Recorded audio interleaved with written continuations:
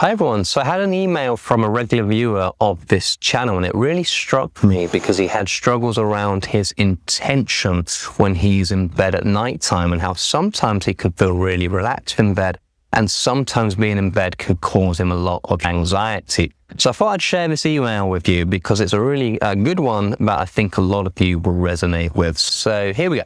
So hi, sometimes after I wake up of a day, I lie in bed for a while and find that quite pleasurable. But when waking up in the night, it's torture. Not surprising, but it's a good illustration of how there is nothing either good or bad, but thinking makes it so. And that is a beautiful quote, and that really does get to the core of this insomnia treatment. It really is your thought patterns which drive a lot of that fear, anxiety, obsession, and control. And so why in the middle of the night, 3 a.m. is your bed a torture chamber? And why at 7 a.m. is this pleasurable, lovely place that you enjoy being in? And it is really down to your intention in the middle of the night. During the middle of the night, waking up at 3 a.m., maybe you've only slept for 1 or 2 hours, maybe you've not fallen asleep at all. It feels like torture because your intention is to physically move yourself, shift yourself from one state to another. I hate being awake.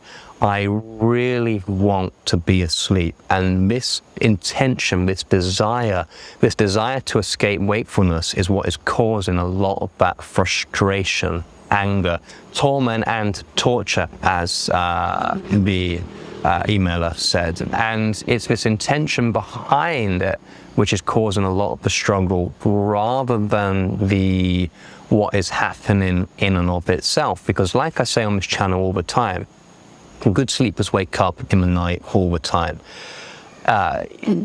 Everyone will wake up at the top of each sleep cycle, so it is normal to be in bed awake. I, for example, will normally wake up at least 1 or 2 times throughout the night time. When you've got insomnia and you're desperate to sleep, when sleep has become a bad battle, when you're playing sleep Russian roulette every single night, it's really hard to accept being awake because you're desperate to get out of that state. But that is really the key to overcoming your insomnia. Having the same intention as you would if you'd have had a good night of sleep when you're lying in bed at, say, 7 a.m. So what are you doing when you're lying in bed at 7 a.m. after a great night of sleep? And you're just lying there for half an hour after the alarm has sounded. No intention whatsoever. You're enjoying being in bed. The bed's comfy, the pillows are lovely. No intention, no desire to forcibly escape the current state that you're in. You just enjoy lying, being in bed, and it feels like something pleasurable. This is how it used to feel before you had insomnia.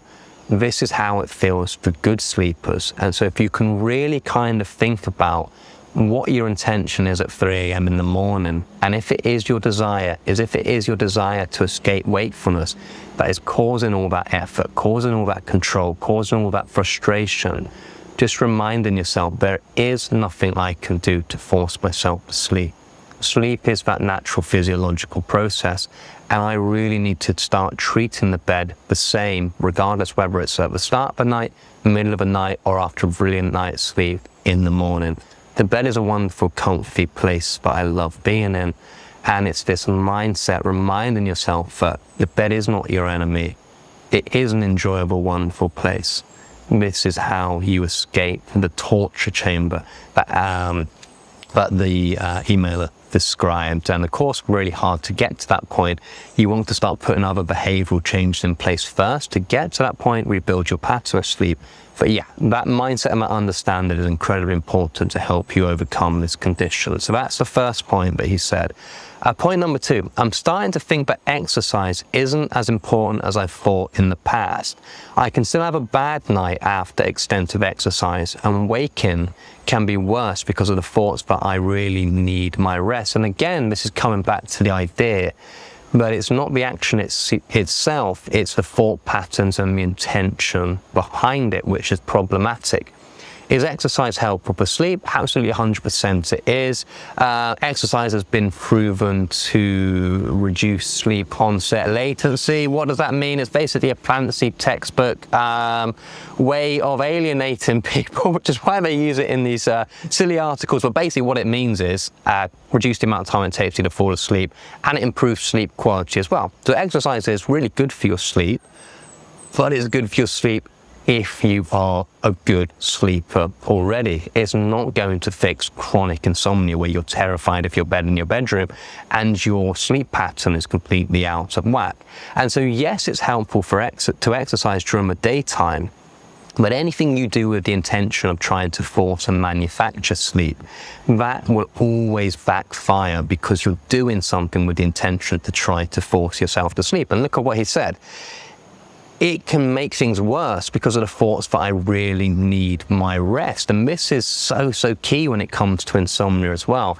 I have to get a good night of sleep tonight because I'm going to feel dreadful the next day. And that compounds after you've exercised because you think, well, I've got to get my recovery. I've seen all these articles, but I need to get good sleep after going to the gym, for example.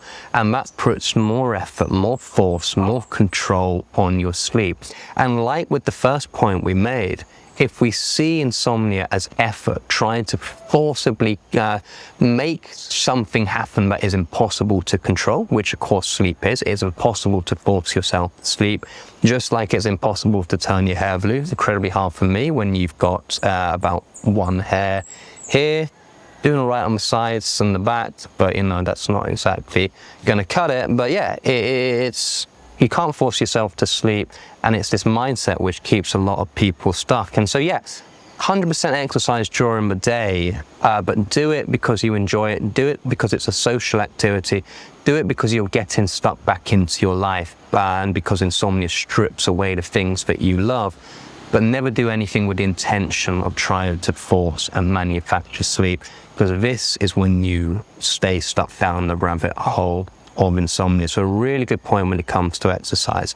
As is point number 3 we've got. Right. I understand it when you say that insomniacs, or people with insomnia, I like to say, feel they can't stay at a hotel. But I don't understand what you mean when you mention that people with insomnia feel they cannot go out to dinner. Perhaps you can elaborate next time you mention that. Thanks again.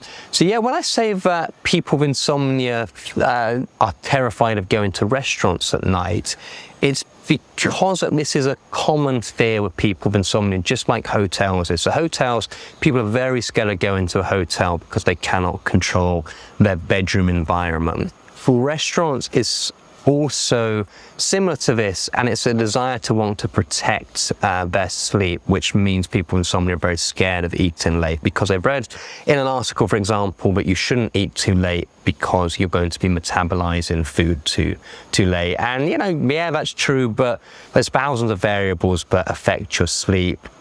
Being completely anxious and stressed and calling your bed a torture chamber is far worse to your sleep than metabolizing food. But that's one of the fears people with insomnia have. Also, going out to a restaurant as well, you're going to be socializing, you're going to be stimulated before bed, and because people with insomnia are so desperate to try and protect their sleep, anything which kind of interferes with that need to protect their sleep, we don't even want to face up to. So that's number 2. Number 3 in the triad is people, when you're eating late in a restaurant, you're going to be getting back, say, at 11 p.m. in the evening, is not going to give you time to do your obsessive rituals that you would normally have in the middle of the night. And so this fear people have around eating late in a restaurant is down to a desire to want to affect their sleep, protect their sleep, and not do anything which might hinder their ability to sleep. And this is what people with insomnia are doing all the time. I cannot do anything which might impact my sleep. So I'm going to do far, far less of the things that I enjoy and do far, far more of trying to protect and control my sleep. And you end up stripping every single thing that you love from your life because of this. And so I actively encourage people when they're going through my insomnia program, when they are overcoming their insomnia, to do the things they used to do when they were a good sleeper. Good sleepers eat late in a restaurant all the time. Maybe, yes, on that night, it might take them 15 minutes longer to fall asleep, maybe an hour. Maybe they go to bed and drop to sleep like that. You really don't know. But what I do know is if you've got insomnia and you completely strip and limit your life and your entire day and your entire night is about trying to fix and control this problem, this will cause you and keep you stuck in insomnia.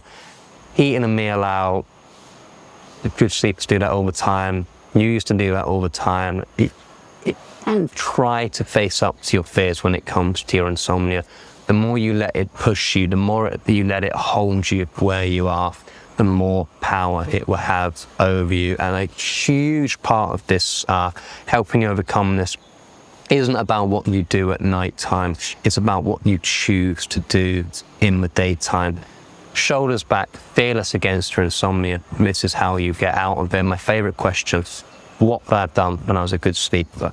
Start moving back in that direction. You will feel the grip of insomnia starting to loosen. If you would like a step-by-step program to overcome your insomnia, take a look at my website, sleepz.com. Step-by-step on there, it will take you from insomnia to the best sleep of your life. You get support from me, email support from me, fantastic community, Facebook group as well. Wonderful program, not very expensive. I think it's £49 or something like that. It's a great thing. And yeah, if you want to start your first steps to overcoming your insomnia, you're quite new to this, check out this video here, which is my 5 important steps to overcoming, 5 behavioural changes you can start doing from tonight. I'll see you on that video. Cheers. Bye bye bye.